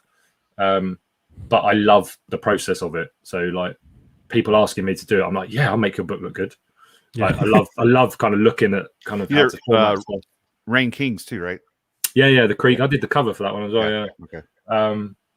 But yeah, it's just I just love kind of making stuff look pretty and like artistically, and like I just like doing stuff like that. It's just we've been talking for ages. Yeah, I think we're good. Almost 2 hours. Wow. I just looked up and I was like, whoa. I think Ross is spent. I think he's done. Can't be past my bedtime, guys. Yeah. We forgot because it's still daylight here. It's like almost 4 o'clock here. Yeah, it's like my bedtime now. It's Wednesday for you, I know. Gonna pull up the blanket in a minute, just sleep in it. Yeah. I think we're good. I don't think there's any more questions. I think we're good. Thanks for coming on, Ross. We appreciate it. Pleasure. Thank you so much. We're all exhausted now. Yeah. You were special. We broke the schedule and snuck you in early. Yeah. I'm special. That's because you're famous. That's we had to get the famous guy in. Yeah. I think when we started this, we were like, we won't do Saturdays or Sundays. Yeah. But yet here we are. Well, I appreciate you breaking your rules. Breaking our own rules just for you. That's going to do it. Yes. So let's go ahead and wrap this up, Brad. So Ross could go bedtime. Thanks everyone in the chat. Thanks for stopping by. It's been another exciting episode of Paper Cuts. For my partner Brad Proctor, special guest Ross Jeffery. Hop over to Amazon, buy all the stuff that you can, and look for more stuff in the future from them. And maybe donate to your local animal shelter. All that fun stuff. Until we meet again. Should we tell them who's next? I gotta look at my schedule. Go ahead, tease it. You don't even know. Wow, we're backed up, aren't we? It's Thursday. This coming Thursday at 6 p.m. Yeah. Nightworms. Sadie and Ashley will be on. Oh, that's gonna be brilliant. It's gonna be fun. So that's gonna do it, guys. Appreciate everybody stopping by. See ya. Hey guys. Love you.